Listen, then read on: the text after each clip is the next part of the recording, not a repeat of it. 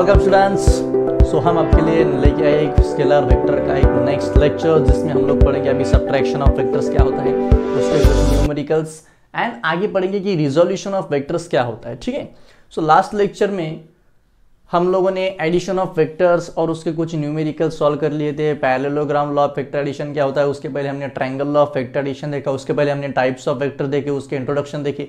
ठीक है। सो ये सारे लेक्चर आप लोग एक बार देख लीजिए। प्रीवियस स्केलर वेक्टर्स के 3 लेक्चर्स हमने लिए थे, तो आप प्लीज सारे के सारे लेक्चर्स केयरफुली और दिल से देख लीजिए। इस लेक्चर में, इस एपिसोड में हम लोग शुरू करेंगे एक पॉइंट जो कि काफी बच्चों ने पूछा कि सर ये सब्ट्रैक्शन ऑफ वेक्टर क्या होगा। ठीक है, सब्ट्रैक्शन ऑफ वेक्टर्स। अब इसके बारे में देखो कि ये एग्जैक्टली होता क्या है। जैसे कि एडिशन में हम लोगों ने देखा था कि सपोज यहाँ पे एक वेक्टर होगा, हम इसे कहेंगे ए वेक्टर। यहाँ पे सपोज दूसरा वेक्टर हो जाएगा, उसे हम लोग कहेंगे बी वेक्टर। तो ये हो जाएगा उसका रिजल्टेंट आर बार, यानी कि रिजल्टेंट क्या होता है, ए बार प्लस बी बार। और उसका फॉर्मूला भी हम लोगों ने देखा था, क्या था वो आर स्क्वायर का formula, a square plus B square plus 2ab cos theta. ये फॉर्मूला बहुत बार हमने रिवाइज किया था, a square plus B square plus 2ab cos theta. लेकिन ये सारी की सारी चीजें थी एडिशन। अब अगर सब्ट्रैक्शन में आए तो सर क्या करें एग्जैक्टली, उसके लिए देखिए एक चीज देखिए। सपोज अगर आप लोगों को इस तरह से कुछ करना है, a bar minus B bar is equal to r bar, ऐसे कुछ होगा, तो आप इसे इस तरह से नहीं लिख सकते, आपको इस तरह से लिखना पड़ेगा, a bar plus minus B bar is equal to r bar. Because देखिए, जब भी हम वेक्टर का सब्ट्रैक्शन करते हैं, यानी कि उसका मीनिंग क्या है कि उस वेक्टर की डायरेक्शन हम बदल सकते हैं।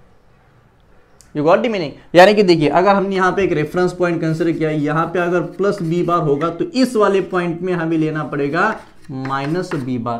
What is the reason behind that? Because हमने डायरेक्शन को बदल दिया। इसे ऐसे डॉट डॉट डॉट डॉट लीजिए, डायरेक्शन को बदल दिया। समझ में? अगर एक फोर्स इस डायरेक्शन में प्लस 10 न्यूटन होगा तो वही फोर्स इस डायरेक्शन में माइनस 10 न्यूटन हो जाएगा। इसीलिए तो हम अगर इमेजिन कीजिए, ये चौक अगर हमने लिया, इस पे अगर हमने फोर्स अप्लाई किया, ठीक है, एक फोर्स जाएगा इस डायरेक्शन में, दूसरा फोर्स जाएगा इस डायरेक्शन में, ये हो गया प्लस 10, ये हो गया माइनस 10, रिजल्टेंट कितना आ गया, 0 आ गया। आप कहते हो ना, अगर कोई भी एक चीज अपने लिए, कोई भी एक बॉक्स लो, कोई भी एक इंसान लो, उसको सेम फोर्स से दोनों तरफ अगर आपने खींचा तो उसका डिस्प्लेसमेंट कितना हो जाएगा, 0 हो जाएगा। अब डिस्प्लेसमेंट 0 होने के पीछे रीजन क्या है? बिकॉज एक फोर्स दूसरे फोर्स को कैंसिल करता है। इसका मीनिंग क्या होता है, देखिए, अगर एक फोर्स की मैग्नीट्यूड 10 न्यूटन होगी, ये बॉक्स होगा, तो यहाँ पे जो फोर्स होगा उसे हम -10 कंसिडर करेंगे, और दोनों की वेक्टर एडिशन कितनी आएगी, 0 आएगी। उसी को हम लोग कहेंगे सब्ट्रैक्शन ऑफ वेक्टर्स। समझ में आप लोगों को? ओके। तो फिर इसे रिप्रेजेंट कैसे करें, इसे करें कैसे, ये देखेंगे हम लोग। सपोज आप देखिए, यहाँ पे हम लोग लेंगे ए वेक्टर, और यहाँ पे अगर एक वेक्टर होगा, सपोज इसे हम लोग कहेंगे बी वेक्टर। दोनों के बीच में हम एंगल लेंगे, सपोज थीटा। कितना एंगल कंसीडर करेंगे, theta.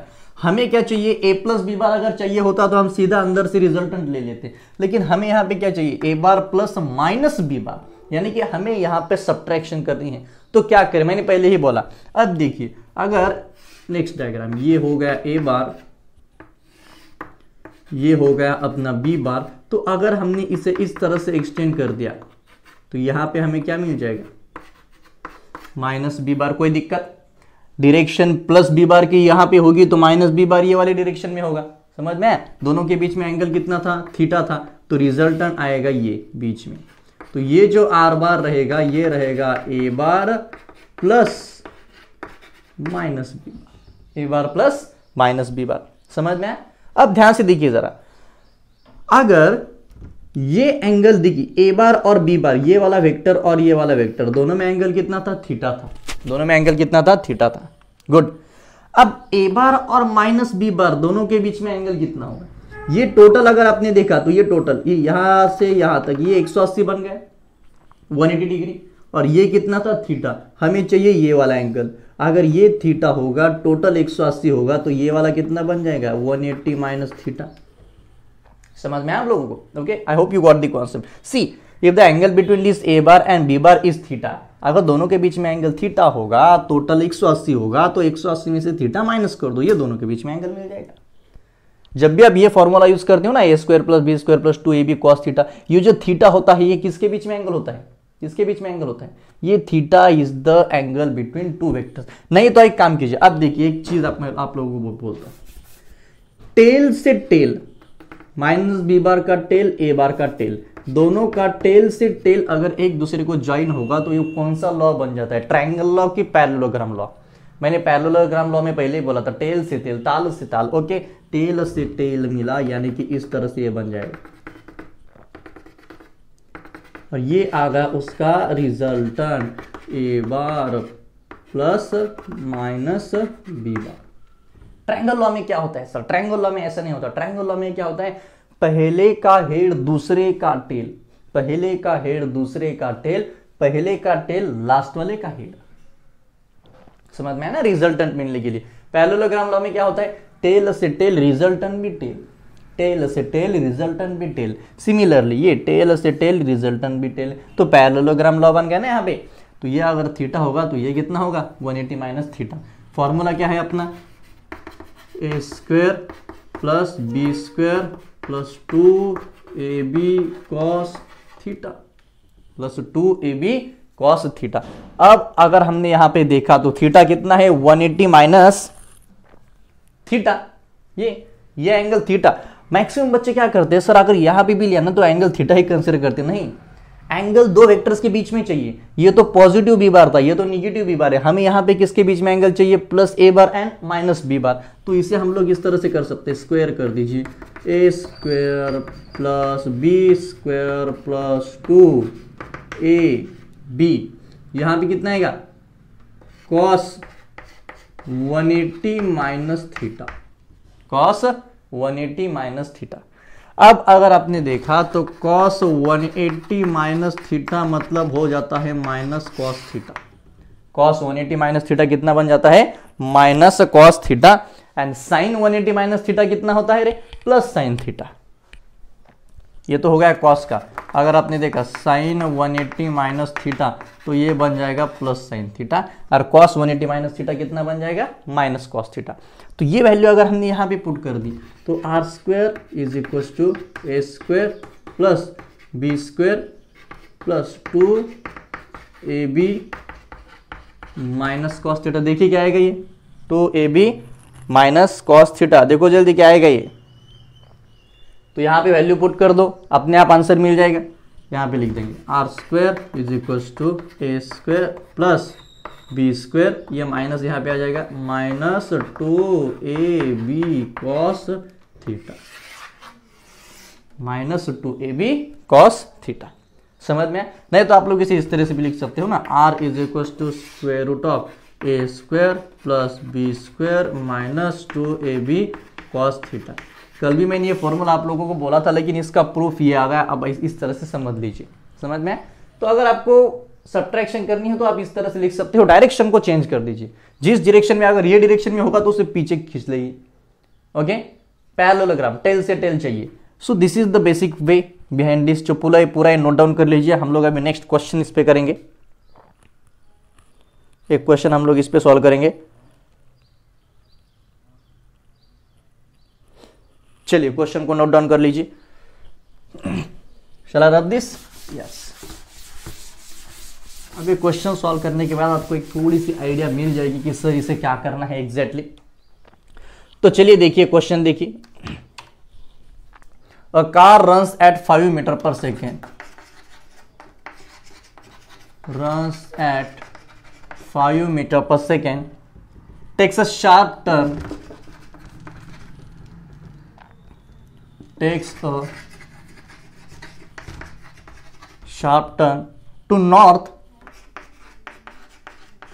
to north and continues at 5 meter per second. Find change in velocity. चलिए क्वेश्चन ट्राई करके देखिए। A car runs at 5 metre per second, एक कार है 5 मीटर पर सेकेंड से जा रही है, takes a sharp turn to the north and continues at 5 metre per second. You have to find the change in velocity. आपको क्या find करना है यहाँ पे, चेंज इन वेलोसिटी फाइंड करना है। तो कैसे करेंगे,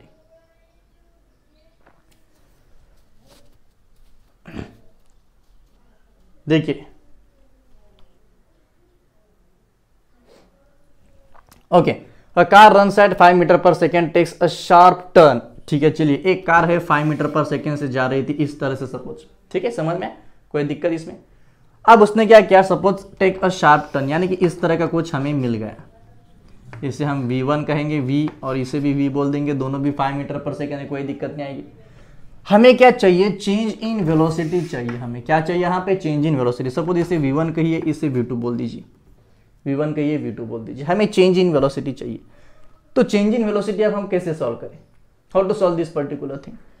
देखिए change in velocity delta v मतलब आपको चाहिए यहाँ पे suppose v2 bar plus minus v1 bar. पहले बोला था ना चेंज मतलब क्या चाहिए, माइनस, यानी कि आप लोग सीधा क्या बोलेंगे, सर हमें चाहिए delta v is equal to v2 bar minus v1 bar. तो इसी को हम लोग किस तरह से लिख सकते हैं, v2 bar plus minus v1 बार, v2 bar plus minus v1 bar. तो अब ये कैसे आएंगे, ध्यान से देखिए, अगर हमने इसे एक्सटेंड कर दिया इस तरह से, अब दोनों के बीच में एंगल कितना था, ये 90, अब ये आ गया माइनस v1 बार, ये हो गया हमारा v2 बार। अब दोनों के बीच से हमें यहाँ पे मिलेगा रिजल्टेंट r। तो हमें रिजल्टेंट ही फाइंड करना है, इन शॉर्ट क्या फाइंड करना है हमें, रिजल्टेंट। तो अब इसे कैसे सॉल्व करें, how to solve this things. अब देखिए अगर दो वेक्टर्स के बीच में एंगल 90 होगा तो रिजल्टेंट में यहाँ पे भी 45 बन जाएगा, यहाँ पे भी 45 बन जाएगा, दोनों भी तरफ कितना बन जाएगा, 45 बन जाएगा ना। तो ये एंगल बन जाएगा 45 डिग्री, ये अपन एंगल बन जाएगा 45 डिग्री। तो हमारा फॉर्मूला क्या था, R square is equal to A square plus B square minus 2ab cos theta.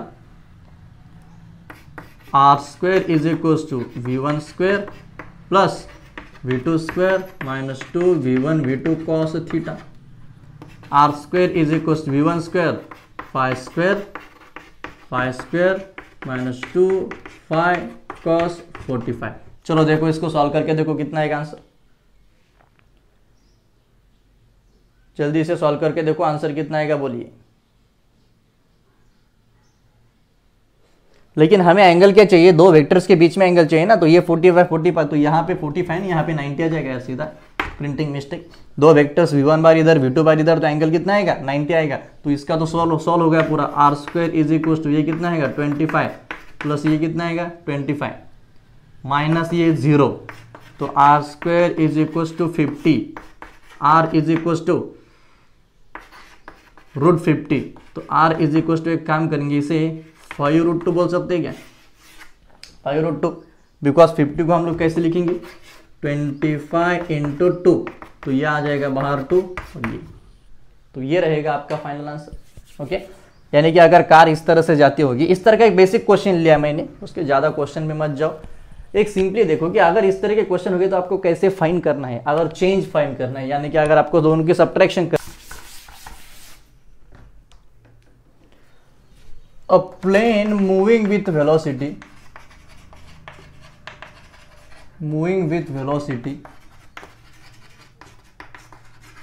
v meter per second, moving with velocity v meter per second in one direction and takes a turn by angle theta, find change in velocity of plane, ठीक है।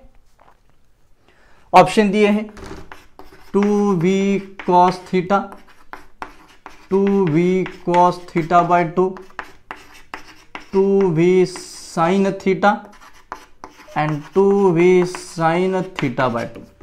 तो क्या आएगा देखिए अभी किस तरह से सॉल्व करें। A plane moving with velocity v metre per second in one direction, एक डायरेक्शन में वो जा रहा था, उसने सडनली डायरेक्शन बदल दी। ओके, एक थीटा से एंगल थीटा से उसने डायरेक्शन बदल दी। तो we have to find change in velocity of the plane. Change in velocity of the plane हम कैसे फाइंड करें। सपोज वो ए डायरेक्शन में जाता होगा, this is one direction, velocity v, suddenly change कर दिया, this is v, angle is theta and we have to find the change in velocity. अब फिर से एक बार बोलता हूं, चेंज इन वेलोसिटी मतलब क्या आ गया, सब्ट्रैक्शन आ गया। चेंज इन वेलोसिटी मतलब सब्ट्रैक्शन। तो आर का फॉर्मूला क्या है अपना, a square plus B square minus 2ab cos theta. ये हर बार मैं स्क्वायर भूल जाता हूं, आप मत भूलिए ये स्क्वायर को। A square plus B square minus 2ab cos theta. Sir क्यों माइनस क्यों लिया, बिकॉज भाई चेंज है, चेंज मतलब सब्ट्रैक्शन है, सब्ट्रैक्शन मतलब आपको ये लेना ही पड़ेगा। चलिए यहां तक तो क्लियर हो गया। अब देखिए आर स्क्वायर हमें फाइंड करना है। क्या फाइंड करना है? हमें आर स्क्वायर फाइंड करना है। ओके, R square is equal to A square V square V square V square minus 2v cos theta. I am right? भाई वेलोसिटी तो v है ना, ये भी कंपोनेंट v, ये भी कंपोनेंट v, सिर्फ एंगल उसने बदल दिया था। तो v square plus V square 2v square minus 2v square cos theta. समझ में आया? ध्यान से देखिए, उन्होंने क्या बोला था? Plane moving with velocity v metre per second, एक प्लेन जा रहा है भाई v metre per second velocity से, उसने अगर उसका रास्ता बदल दिया बाय एंगल थीटा, हमने भी बदल दिया एंगल थीटा से, तो दोनों का सब्ट्रैक्शन फाइंड करना है, चेंज इन वेलोसिटी फाइंड करना है। चेंज मतलब सब्ट्रैक्शन होता है। आप ऐसे भी कर सकते हो, उसको यहाँ पे लेके आओ, फिर cos 180 माइनस थीटा करो, फिर वो माइनस cos थीटा आएगा, पूरा का पूरा डेरिवेशन वही रहेगा जो कि हमने पहले किया था। टेल से टेल मिला, टेल से टेल मिला, रिजल्टेंट दोनों के बीच मिला, पैरेललोग्राम लॉ बन जाएगा। समझ में? जब भी टेल से टेल मिलते हैं तब भी पैरेललोग्राम लॉ बनता है, और जब भी टेल से हेड मिलता है तब जाके क्या बनता है? ट्रायंगल लॉ बनता है। ट्रायंगल लॉ में ऑर्डर ऑपोजिट चाहिए। मैं हर बार प्रीवियस की थोड़े बहुत रिकैप कर देता हूँ यहाँ पे। हाँ चलो, फिर ए की भी वैल्यू v बन गई, बी भी v है, दोनों भी सेम ही है, तो वी स्क्वायर ये v into v minus v square आ गया। तो दोनों में से कॉमन कौन निकलेगा? अभी 2v स्क्वायर कॉमन लो, 1 minus cos theta, 1 minus cos theta. अब ये वाले फॉर्मूले हमें डिराइव करने हैं। 1 माइनस कॉस थीटा का फॉर्मूला क्या आएगा? उसके बाद में 1 माइनस साइन थीटा का फॉर्मूला क्या आएगा? जल्दी बोलिए। साइन थीटा क्यों? 1 प्लस कॉस थीटा कर देंगे यार, ये दो ही फॉर्मूले बस हो गया आपको। चलो 1 माइनस कॉस थीटा का फॉर्मूला क्या आता है? 2 sign square theta by 2, 2 sign square theta by 2, ठीक है। और ये होता है 2 cos square theta by 2। Learn कर दीजिए। 1 माइनस कॉस थीटा मतलब 2 sign square theta by 2, and 1 plus cos theta मतलब 2 कॉस स्क्वायर थीटा बाय 2। समझ में लगे तो ये फॉर्मूले मैं आपको ग्रुप पे भेज दूंगा। 1 minus cos theta 2 sign square theta by 2 and 1 plus cos theta 2 cos square theta by 2। हमें यहाँ पे क्या चाहिए? 1 माइनस कॉस थीटा। तो क्या फॉर्मूला है? 2 साइन स्क्वायर थीटा बाय 2। देखिए फिर यह आर स्क्वायर आ गया। R square is equal to 2v square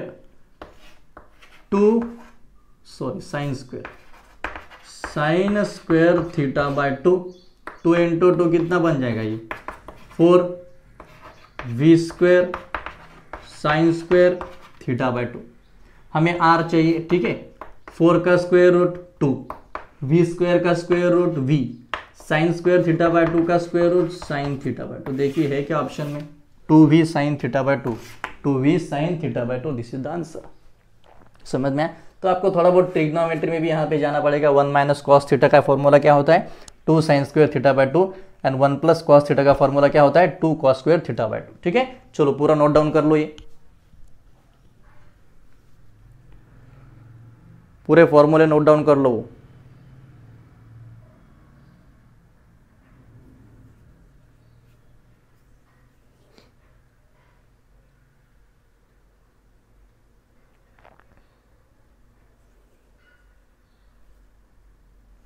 हो गया? चलिए अब हम बढ़ते हैं नेक्स्ट क्वेश्चन की तरफ। नेक्स्ट क्वेश्चन देखिए अभी क्या होगा।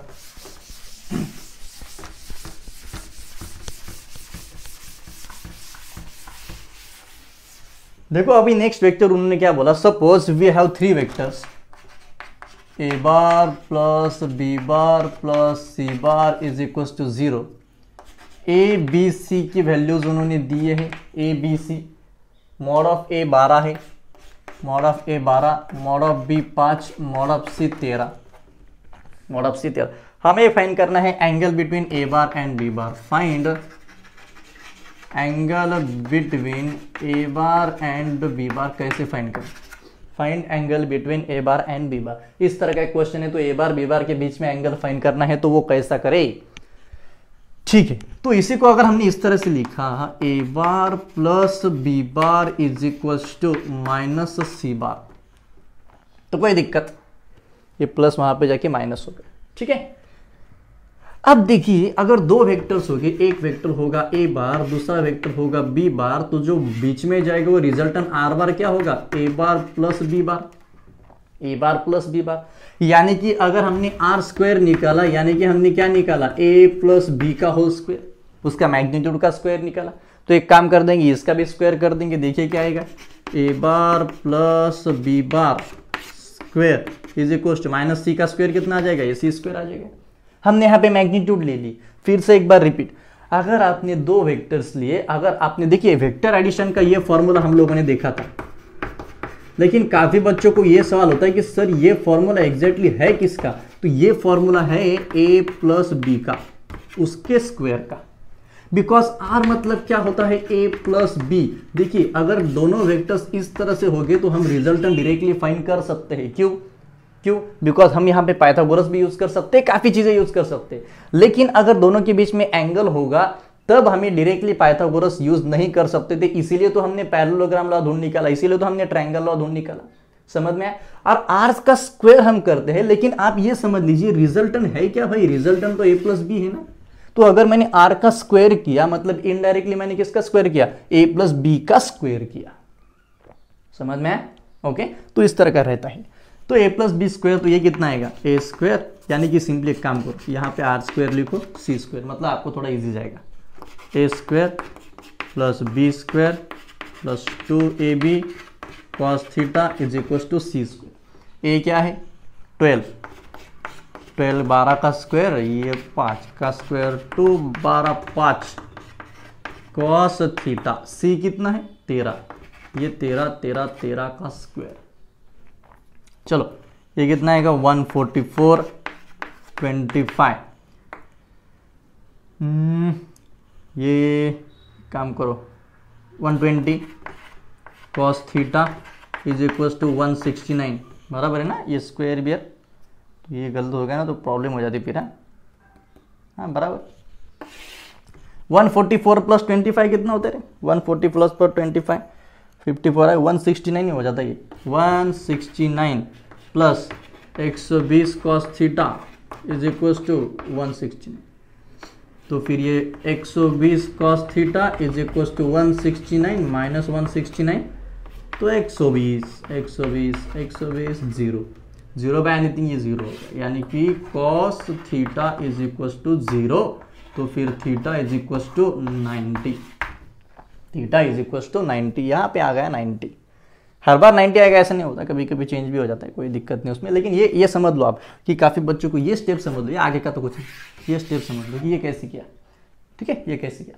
बिकॉज आर मतलब होता है ए प्लस बी, आर मतलब होता है ए प्लस बी। अगर आप आर का स्क्वायर करते हो तो इनडायरेक्टली आप ए प्लस बी का स्क्वायर कर रहे हो ना, ए प्लस बी का स्क्वायर कर रहे हो।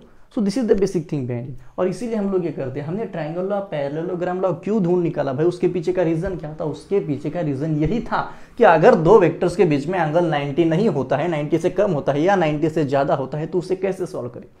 बिकॉज एंगल 90 है तब भी हम पीटी पाइथागोरस यूज कर सकते हैं, अगर 90 नहीं होगा तो हम पाइथागोरस यूज नहीं कर सकते। इसलिए हमने सबसे पहली हेड टेल मेथड देखी थी, उसके बाद में ट्रायंगल लॉ देखा था, उसके बाद में पैरेललोग्राम लॉ देखा था, फिर एडिशन, अब ये सब्ट्रैक्शन और ये उसके कुछ न्यूमेरिकल सभी। समझ में? ओके, तो इस तरह की ये सारी चीजें होती है। ये क्वेश्चन फिर से एक बार नोट डाउन कर लीजिए, पूरा का पूरा क्वेश्चन एक बार नोट डाउन कर लीजिए। अब हम एक नेक्स्ट कॉन्सेप्ट की तरफ बढ़ेंगे, ठीक है, हो गया, ओके गुड। अब हम लोग जाएंगे एक नेक्स्ट कॉन्सेप्ट में जिसका नाम होगा रिजोल्यूशन ऑफ वेक्टर्स। क्या नाम होगा उसका, रिजोल्यूशन ऑफ वेक्टर्स। नाम तो आप लोगों ने सुना ही होगा, रिजोल्यूशन ऑफ वेक्टर्स, ठीक है। और ये देखिए फिजिक्स का स्टडी करते थे ना, ऐसे टेंस मुंह लटका के मत बैठिए, एकदम फ्री माइंड से बैठिए, एकदम energetic, because it's very beautiful thing. हाँ ये स्केलर वेक्टर है, थोड़ा सा मतलब उसमें मैथमेटिक्स है, लेकिन इट्स वेरी इंपॉर्टेंट। ये आपको 11th 12th पूरे फिजिक्स में लगेगा, पूरे फिजिक्स में। ए बार इस डायरेक्शन में होगा तो इस डायरेक्शन में कौन होगा, माइनस ए बार। ऊपर बी बार होगा तो नीचे कौन होगा, माइनस बी बार। इधर सी बार होगा तो इधर कौन होगा, माइनस सी बार। लेकिन ऐसा मत करो इधर ए बार तो इधर माइनस ए बार, नो, 180 डिग्री चाहिए, दोनों के बीच में एंगल कितना चाहिए, 180 degree. Okay, next point, resolution of vectors.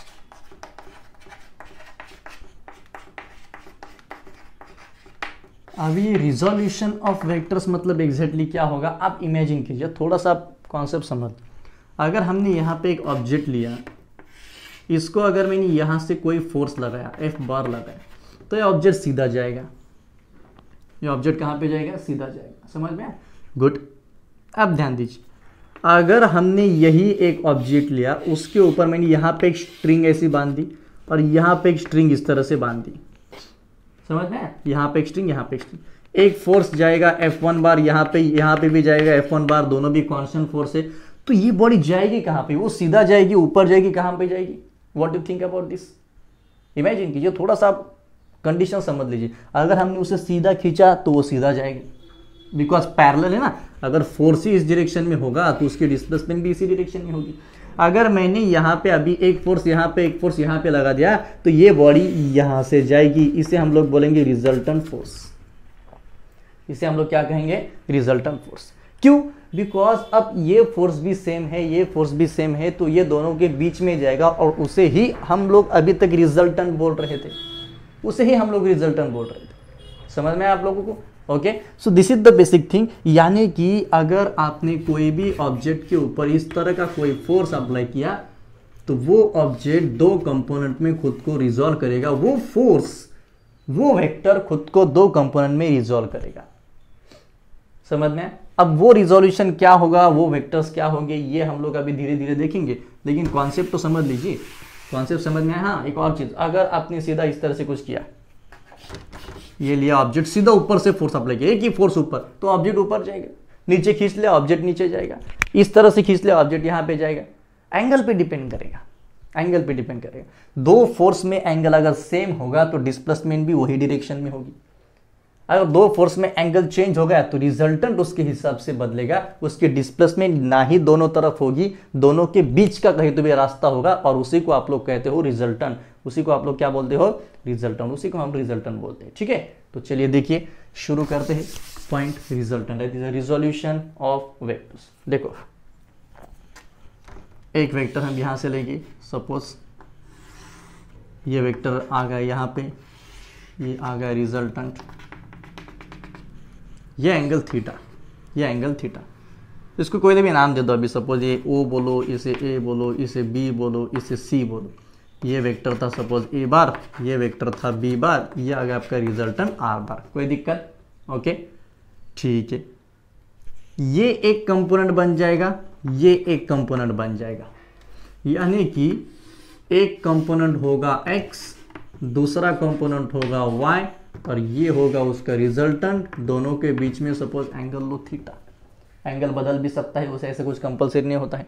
देखो अभी ये वेक्टर क्या होगा हम लोग देखेंगे। कॉस थीटा का फॉर्मूला अगर हमने लिया ये वाले ट्रायंगल में, चलो बोलो कॉस थीटा का फॉर्मूला क्या होता है? Cos theta adjacent upon hypo. Adjacent क्या है? OA अपॉन ये हाइपो। हाइपो क्या है? OB। सपोज हम कंसिडर करेंगे, OB कंसिडर करेंगे। ठीक है, नहीं तो एक काम करो, ये सेम वेक्टर रहेगा, बिकॉज फोर्स तो सेम ही, यहाँ पे भी A बार रहेगा, यहाँ पे भी A बार रहेगा, और ये आपका रिजल्टेंट A कहेंगे। हम इसे क्या कहेंगे? सपोज रिजल्टेंट A कहेंगे। कोई दिक्कत यहाँ तक? ओके, चलो, नहीं तो फोर्स भी कंसिडर कर सकते हैं। इसे लीजिए force F, this is force F bar, और ये रिजल्टेंट फोर्स आ गया आपका F बार। OA is equals to OB cos theta. फिर OA कितना आएगा? OB कितना है अपना F, ये आ गया F कॉस थीटा। तो यहां से यहां ये जो ये A दिख रहा है, ये A पॉइंट, O से लेके A कितना आ गया? F cos theta. ये एंगल थीटा है, टोटल एंगल 90 है। ध्यान से देखिए, ये टोटल एंगल कितना है? 90। ये एंगल कितना है? थीटा। तो ये एंगल कितना बनेगा? 90 माइनस थीटा, 90 माइनस थीटा। लेकिन ये भी एंगल कितना है? 90। ये 90 माइनस थीटा, तो ये कितना बन जाएगा? थीटा। अरे भाई इतना तो ट्रिग्नोमेट्री अब आती होगी, 10th में पढ़ा है आप लोगों ने। ये एंगल थीटा, तो ये एंगल 90 माइनस थीटा। ऊपर का एंगल कितना था? 90। तो ये 90 माइनस थीटा, तो ये कितना बन जाएगा? थीटा। कितना बन जाएगा? ये थीटा। चलो देखो अभी यहाँ पे ये ऊपर वाले ट्रायंगल पे, अब ये नीचे वाला ट्रायंगल छोड़ दो, ये इसको पकड़ो, अभी इसको करेंगे आप। Sine theta is equal to opposite OC, hypotenuse OB। Therefore OC is equals to OB sin theta. Therefore OC is equals to F sin theta, F sin theta, F cos theta। ध्यान दीजिए, यानी कि अगर हमने force को इस तरह से रिजॉल्व कर दिया एफ बार को, तो एक्स के अलोंग जो कंपोनेंट आया उसे हमने क्या कहा था, एफ कॉस थीटा, और इसके अलोंग वाई के अलोंग जो आया था उसे हमने क्या किया, एफ साइन थीटा, और इसे ही हम लोग कहेंगे resolution of vectors. The vectors is resolve into two component, one is the cos component, another is the sign component, another is the sign component. तो एक गया एफ कॉस थीटा, दूसरा आया एफ साइन थीटा, लेकिन आप बोलेंगे sir हर बार horizontal मतलब F cos ले, या हॉरिजॉन्टल मतलब कॉस एंड वर्टिकल मतलब साइन, ना ना ना, ऐसा नहीं होता। ये डिपेंड करता है एंगल पे। अगर हमने लिया ये फोर्स एफ बार, एंगल अगर ये होगा तो ये बन जाएगा कॉस थीटा, ये बन जाएगा साइन थीटा, नहीं तो ये पूरा मेथड आपको करना पड़ेगा, लेकिन हर बार इतना थोड़ी करेंगे आप। जिसके साथ एंगल वो वेक्टर कॉस, जिसके साथ एंगल वो वेक्टर कॉस, उसे जो perpendicular is sine. Note down कर लो, 7-8 स्टार मार दो इसे। जिसके साथ एंगल वो कॉस रहेगा, उसे जो परपेंडिकुलर वो साइन रहेगा। ये आ गया कॉस, ये आ गया साइन। अगर एक वेक्टर इस तरह से कुछ दिया होगा, चलो ये वेक्टर आ गया ए बार, ठीक है, तो इस तरह से अगर आपने किया, ये एंगल थीटा होगा, तो ये ऐसे बन जाएगा, ये ऐसे बन जाएगा। जिसके साथ एंगल वो कॉस, उसे जो परपेंडिकुलर वो साइन। अगर इस तरह से आ गया ये एंगल, सपोज इसे बी बार बोलो, जिसके साथ एंगल वो कॉस, उसे जो परपेंडिकुलर वो साइन। कोई दिक्कत? ये सारी चीजें समझ में आप लोगों को, ओके। तो ऐसे ही होता है, इसे ही हम लोग बोलते हैं रिजोल्यूशन ऑफ वेक्टर्स। क्या बोलते हैं इसे हम लोग? Resolution of vectors. देखिए नेक्स्ट क्वेश्चन क्या होगा अभी। अगर हमने एक वेक्टर लिया, सपोज कोई भी वेक्टर कंसीडर कीजिए, कौन सा वेक्टर लीजिए, सपोज व्हाट वी से 10 लेंगे। चलो एक क्वेश्चन कर लेंगे। एक वेक्टर है, सपोज अपने पास उसका मैग्नीट्यूड है 10, तो आपको फाइंड करना है a x and a y, and suppose angle theta होगा 30 डिग्री। एंगल कितना होगा? 30 डिग्री, ठीक है। तो चलिए देखिए क्या आएगा। ये वेक्टर ऐसे गए, यहाँ पे एंगल कितना था? 30, ठीक है। इसे बोलेंगे ए। ये आ गया ए एक्स कॉस थीटा, ये आ गया ए वाई साइन थीटा। ए एक्स कॉस थीटा, ए वाई साइन थीटा। या इसे आप लोग ऐसे भी कर सकते हैं, ध्यान दीजिए, कभी कभी कोई बुक्स में ऐसा भी देते हैं, ये जो कंपोनेंट होगा हॉरिजॉन्टल उसे हम ए एक्स कहेंगे, और ये जो वर्टिकल होगा उसे हम ए वाई कहेंगे। तो ए एक्स कितना होगा? ए कॉस थीटा, और ये ए वाई कितना होगा? ए साइन थीटा। कितना होगा ये? ए साइन थीटा।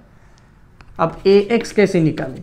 ए कॉस थीटा, ए कितना है? 10 कॉस 30,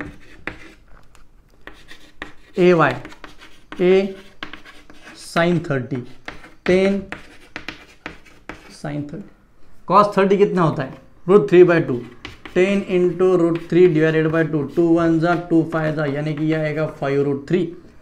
और ये कितना है? 10 इंटू साइन 30 हाफ, यह आ गया 5, यह आ गया 5, ठीक है। अब एक काम करेंगे, देखिए अगर हमने इसे इस तरह से ज्वाइन कर दिया तो ये तो बन गया हाइपोटेन्यूस। ध्यान दीजिए, ये कंपोनेंट ए एक्स, ये ऐसे स्क्वायर बन गया ना। ये अगर ए वाई होगा तो ये भी क्या बन जाएगा? ए वाई।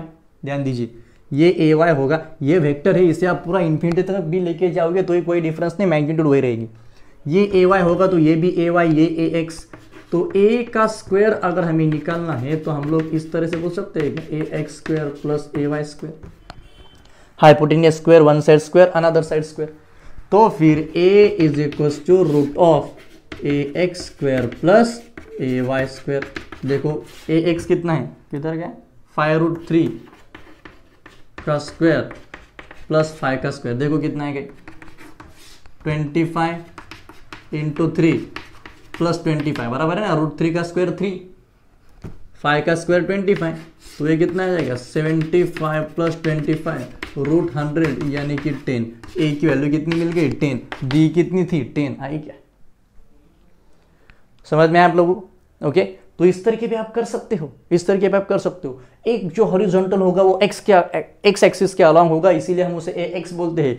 जो वर्टिकल होगा वो वाई के अलॉन्ग होगा, इसीलिए हम लोग उसे ए वाई बोलते हैं। अब देखिए कि ये प्रूव कैसे करें। एक काम करेंगे, अभी एक प्रूव कर देंगे हम लोग। सपोज देखिए, दो कंपोनेंट अगर अपने पास होंगे, प्रूफ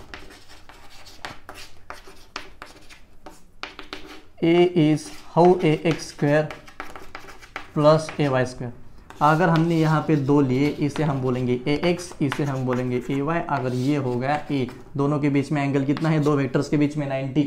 ये कितना भी लो यार, थीटा उससे कोई लेना देना है। ये थीटा क्या इंडिकेट करेगा, डायरेक्शन किसकी, रिजल्टेंट की। हमें जो एंगल चाहिए ये वाले देखिए, R is equal to A square plus B square plus 2ab cos theta. ये जो थीटा होता है ये दो वेक्टर्स के बीच में एंगल होता है, दो वेक्टर्स के बीच में एंगल होता है। ठीक है, देखिए दो वेक्टर्स के बीच में एंगल कितना है, 90। रिजल्टेंट कौन है अपने पास, ए बार। ये ए ले लो, नहीं तो सीधा ए बोल दो, उसे बार की कोई जरूरत नहीं, मॉड ले लेंगे उसका। ये आर स्क्वायर यानी कि ए स्क्वायर, ए मतलब ए एक्स स्क्वायर, बी मतलब a Y square plus 2 a x, sorry ये into a y into cos theta मतलब कॉस 90। कॉस 90 कितना होता है, 0। तो फिर ये mod a square is equal to a x square plus A Y square.